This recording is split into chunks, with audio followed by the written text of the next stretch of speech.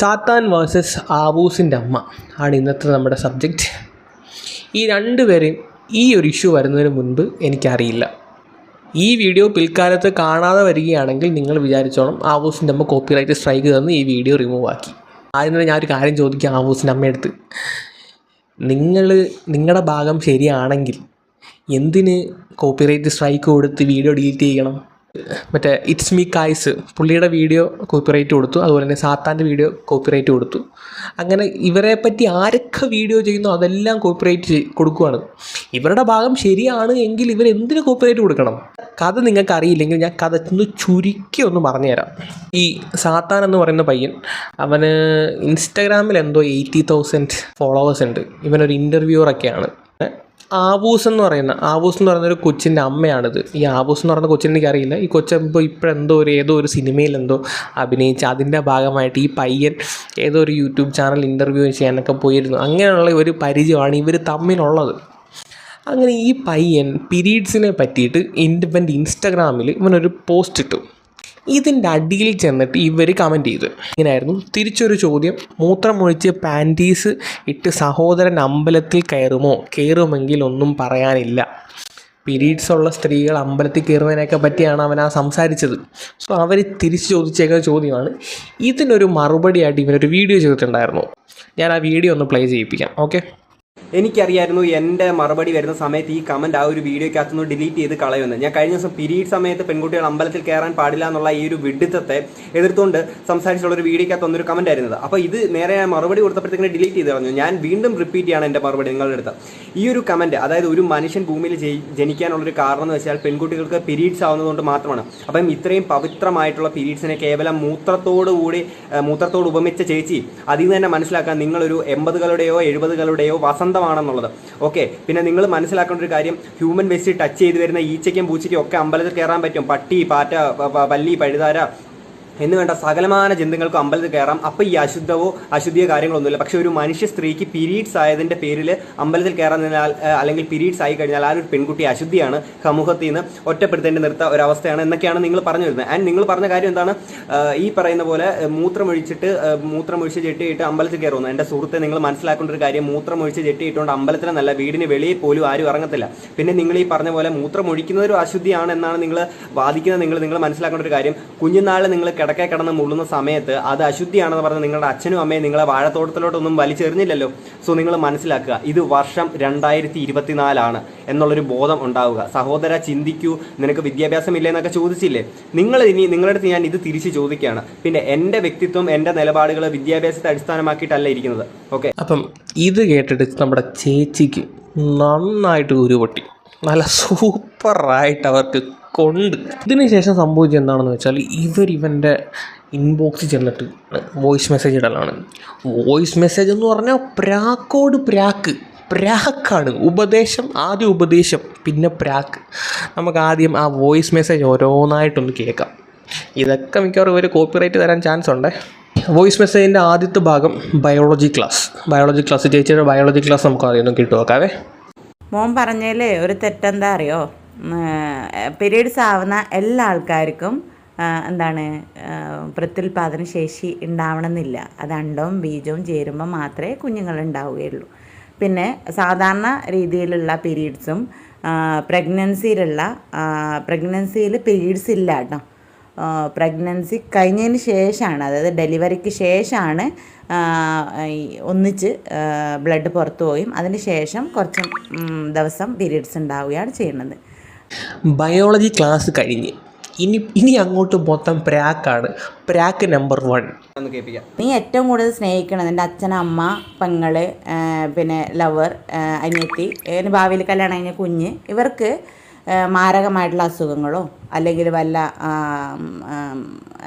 എന്തെങ്കിലും തരത്തിലുള്ള ഒരിക്കലും മാറാത്ത ഒരു സംഭവം വരുമ്പോൾ നിനക്ക് ഈ ചിന്തകൾ മാറും. ഇത് നല്ല വെടിപ്പായിട്ടാണ് ചേച്ചി ഉപദേശിക്കുന്നത്. അവൻ്റെ തന്തയ്ക്കോ തള്ളയ്ക്കോ ആർക്കെന്തെങ്കിലും അസുഖം വന്ന് പണ്ടാരടങ്ങി പോട്ടടാ എന്നാണ് ചേച്ചി പറയാൻ ഉദ്ദേശിച്ചത്. അത് ഇച്ചിരി മയത്തി പറഞ്ഞു എന്ന് മാത്രം. കഴിഞ്ഞില്ല. പ്രാക്ക് നമ്പർ 2 ഉണ്ട് വേറെ. അപ്പോൾ പ്രതികരിക്കാത്തത് ഇപ്പോൾ ചെറിയ ഒരു സംഭവം ഉണ്ട്, അതുകൊണ്ടാണ് ഞാനിപ്പോൾ പ്രതികരിക്കാത്തത്. ഇതൊക്കെ ഞാൻ എടുത്തിട്ട് കുറച്ച് ദിവസം കഴിഞ്ഞിട്ട് ഞാനൊരു പ്രതികരണമായിട്ട് വരുന്നുണ്ട്. എന്നോട് വാശി തീർക്കാൻ വേണ്ടിയിട്ട് പ്രതികരിക്കരുത്, കുറച്ച് ഇരുന്ന് ആലോചിക്കാം. കാരണം ഇങ്ങനെ സംസാരിക്കണവർക്ക്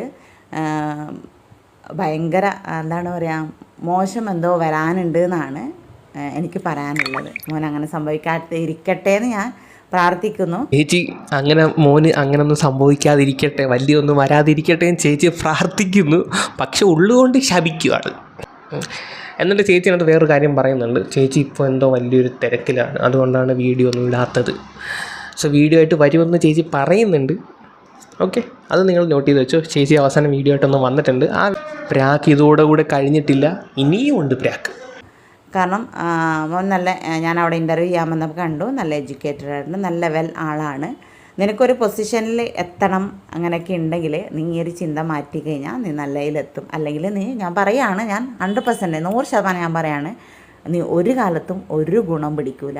ഞാൻ ഉറപ്പ് പറയാം. ഞാൻ ഈ പറഞ്ഞ വോയിസ് എഴുതി വെച്ചോ. ഒരു കാലത്തും ഒരു ഗുണം പിടിക്കില്ല. കാരണം ദൈവത്തിനെ നിന്ദിക്കുന്നവർ എത്തൂല. ഇതിൽ സിനിമയ്ക്കകത്ത് ശ്രീനിവാസൻ്റെ ഒരു കോമഡി ഉണ്ടല്ലോ, എൻ്റെ അച്ഛന് നല്ലത് മാത്രമേ വരാറ്, പണ്ടാരക്കാലം നശിച്ചു പോട്ടെ, എൻ്റെ അച്ഛൻ വളരെ പണ്ടാരക്കാലം കുത്തുവാള എടുക്കട്ടെ എന്നുള്ള രീതിയിലുണ്ടല്ലോ.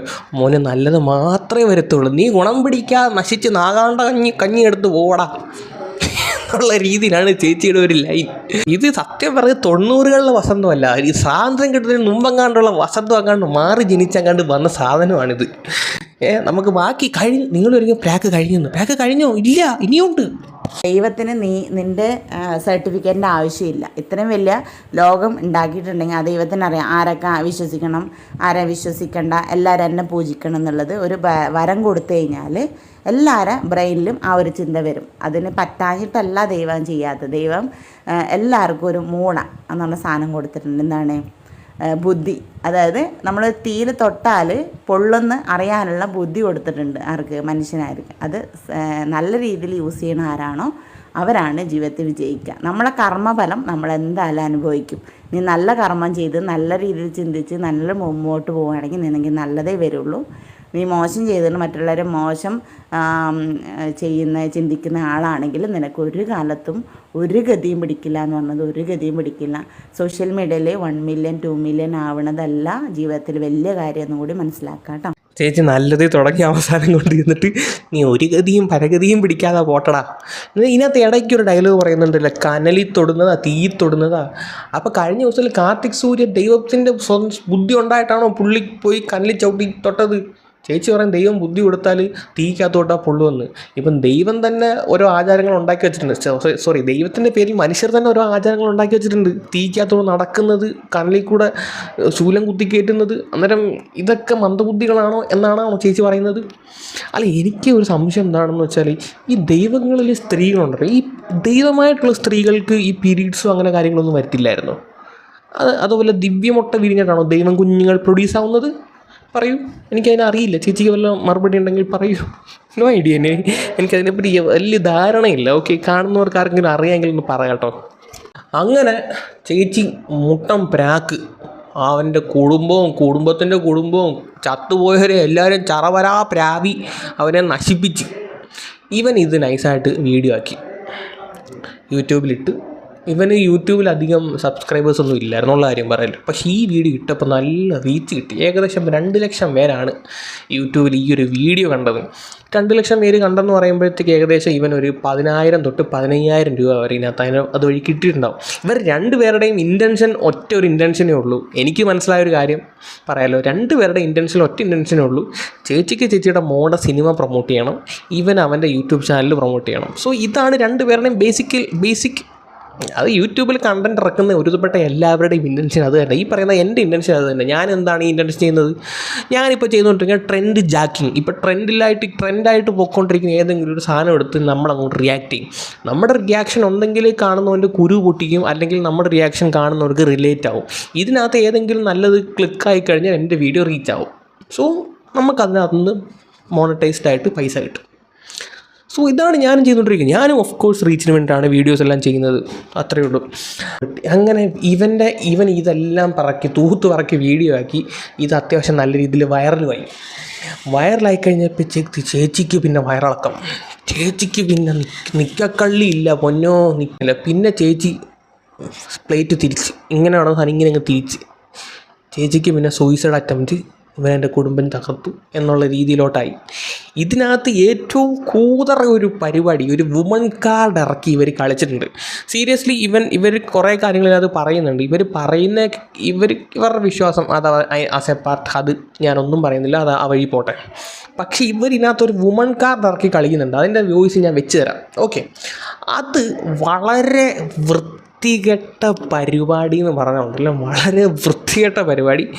സോ നമുക്ക് ആ ഒരു സംഭവം ഒന്ന് കണ്ടുനോക്കാം. കഴിഞ്ഞ ദിവസം ആവണി ഹൗസിൻ്റെ അമ്മ എനിക്ക് പേഴ്സണലി മെസ്സേജ് അയച്ചിട്ട് പറഞ്ഞു ഇവർ ആത്മഹത്യ ചെയ്യാൻ പോവാണ്, ഇതിൻ്റെ ഉത്തരവാദി ഞാനാണെന്നുള്ളത്. പക്ഷേ ഒരു രീതിയിൽ ഇതിനുള്ള ഉത്തരവാദിത്തം എനിക്ക് ഏറ്റെടുക്കാൻ പറ്റത്തില്ല. കാരണം ഞാൻ ചെയ്തിട്ടുള്ള തെറ്റ് എന്താണെന്നുള്ളത് എനിക്ക് മനസ്സിലാവുന്നില്ല. അവന് പേഴ്സണലി ആദ്യം ഇവനെ ബ്ലോക്ക് ചെയ്തിട്ട് പോയി. അന്നേരമാണ് ഇവൻ വീഡിയോ ഇട്ടതിന് ശേഷം പിന്നെ കുരുപൊട്ടി, പിന്നെ അൺബ്ലോക്ക് ചെയ്തിട്ട് പിന്നെ ഇവർക്ക് മെസ്സേജ് അയച്ചു. എന്നിട്ടാണ് ഈ പറഞ്ഞ മെസ്സേജ് നമുക്കൊന്ന് കണ്ടുനോക്കാം. കുറേ കാര്യങ്ങൾ പറയുന്നുണ്ട്, ഞാൻ എല്ലാം വെക്കുന്നില്ല, അതിൻ്റെ പ്രശസ്തമായ ഭാഗങ്ങൾ മാത്രമേ വെക്കുന്നുള്ളേ.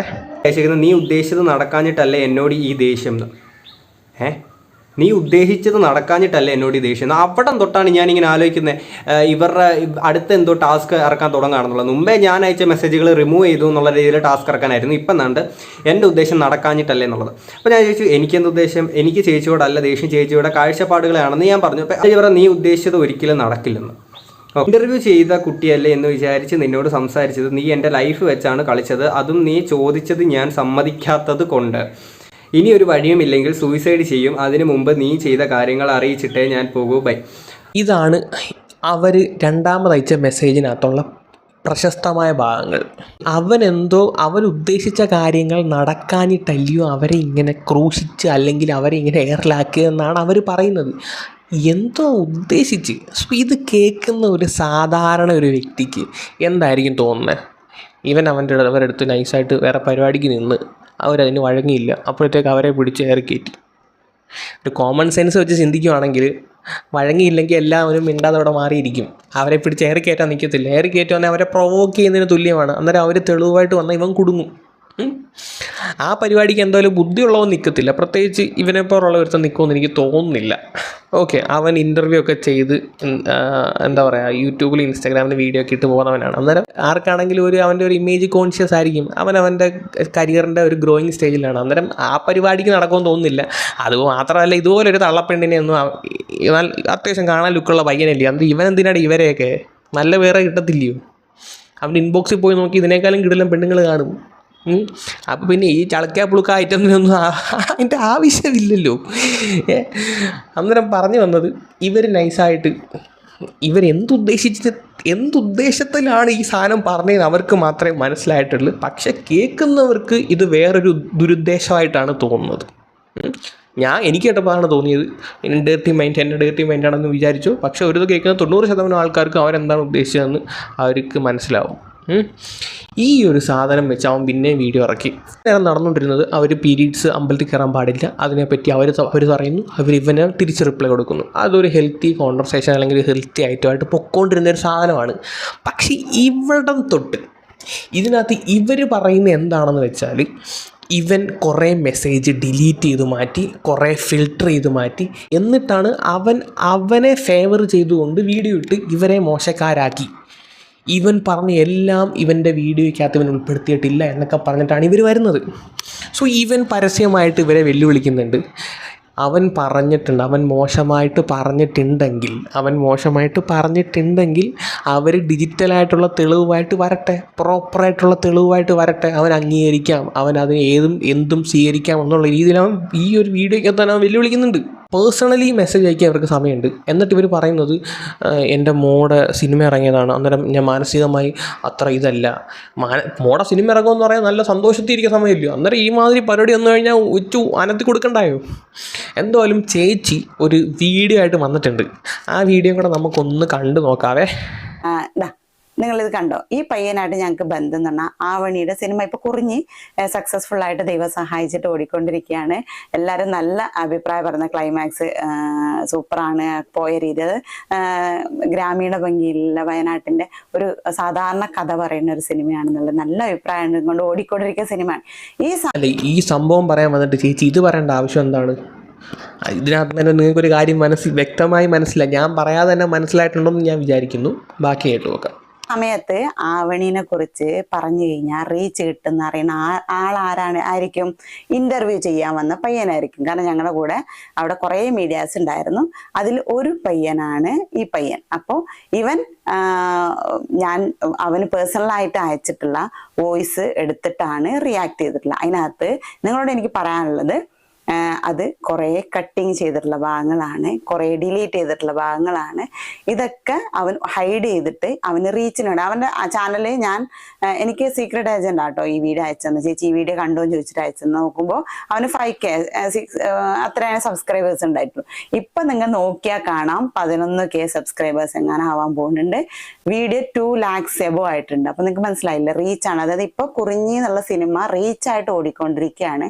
എല്ലാവരും നല്ല, അതായത് സാധാരണ ജനങ്ങൾക്ക് കാണാൻ പറ്റുന്ന നല്ല സിനിമ ആണെന്നുള്ള സക്സസ്ഫുൾ ആയിട്ട് ഓടിക്കൊണ്ടിരിക്കുന്ന സമയത്ത് അവൻ വന്നിട്ട് വീഡിയോ ചെയ്യണമെങ്കിൽ അവനെ നിങ്ങൾക്ക് മനസ്സിലാവില്ല അവൻ്റെ മാനസികാവസ്ഥ എങ്ങനെയായിരിക്കും. നമ്മൾ ഒരാളുടെ സക്സസിനെ ഇടിച്ച് താഴ്ത്താൻ പോകുന്നുണ്ടെങ്കിൽ അവൻ്റെ മാനസികാവസ്ഥ എങ്ങനെയായിരിക്കും നിങ്ങൾക്ക് സാധാരണ മനസ്സിലാവും. ഇതിനകത്ത് ഇപ്പം അവനെയാണോ ചേച്ചി കുറ്റം പറയുന്നത്, അത് സിനിമയുടെ പ്രൊമോഷന് വേണ്ടിയിട്ടാണോ ഈ വീഡിയോ ഇറക്കുന്നത് അറിയില്ല. ഒന്നത്തെ കാര്യം പറയാമല്ലോ, ഈ കുറിഞ്ഞി എന്ന് പറയുന്ന പടത്തിൻ്റെ പോസ്റ്റർ പോലും ഞാൻ ഇതുവരെ കണ്ടിട്ടില്ല. ഉള്ള കാര്യം പറയാം, ഈ ഒരു ഇഷ്യൂ വന്നപ്പോഴാണ് ഇങ്ങനൊരു സിനിമ ഇറങ്ങിയ കാര്യം തന്നെ ഞാൻ അറിഞ്ഞത്. സീരിയസ്ലി പറയുകയാണ്, ഇങ്ങനൊരു പടത്തിൻ്റെ കാര്യം ഞാൻ അറിഞ്ഞിട്ടില്ല. അതിൻ്റെ ഒരു ടീസറോ ട്രെയിലറോ, ഞാൻ അത്യാവശ്യം സിനിമകളെല്ലാം ഫോളോ ചെയ്യുന്നതാണ്, നമ്മൾ സിനിമയുടെ ബന്ധപ്പെട്ട് ഒരുപാട് വീഡിയോസും ചെയ്യുന്നുണ്ട്. പക്ഷെ ഇങ്ങനൊരു സിനിമയെ പറ്റി ഞാൻ ആദ്യമായിട്ടാണ് കേൾക്കുന്നത്. സോ ഇവരുടെ ഉദ്ദേശം എനിക്ക് മനസ്സിലായ ഒരു കാര്യം, ഈ ഒരു ഇഷ്യൂ വെച്ചിട്ട് സിനിമ പ്രൊമോട്ട് ചെയ്യുക. അതെന്തായാലും കുറച്ച് നടന്നിട്ടുണ്ട്. ഞാൻ അറിയാത്തൊരു പടമായിരുന്നു, അപ്പം എന്നിലേക്ക് എത്തി. അതുപോലെ എന്നെപ്പോലെ 100 കണക്കിന് ആൾക്കാരിലോട്ട് ഈ ഒരു വീഡിയോ എത്തുമ്പോഴത്തേക്ക് ആ സിനിമ പ്രൊമോട്ട് ആവുന്നുണ്ട്. പിന്നെ സക്സസ്ഫുള്ളി ഓടുന്നൊക്കെ പറയുന്നുണ്ട്. ആർക്കറിയാം, ഇവിടെ ഒരു തിയേറ്ററിൽ പോലും ഈ സാധനം ഞാൻ കണ്ടിട്ടില്ല. ഇവനുള്ള റിപ്ലൈ ആണ് എന്ന് പറഞ്ഞിട്ടാണ് ഈ വീഡിയോ ഇട്ടേക്കുന്നത്. പക്ഷെ ഇതിനകത്ത് ഇവനുള്ള റിപ്ലൈ ഒന്നുമില്ല. ഇവൻ്റെ ചോദ്യങ്ങൾക്കുള്ള ഒരു മറുപടിയും ഇല്ല.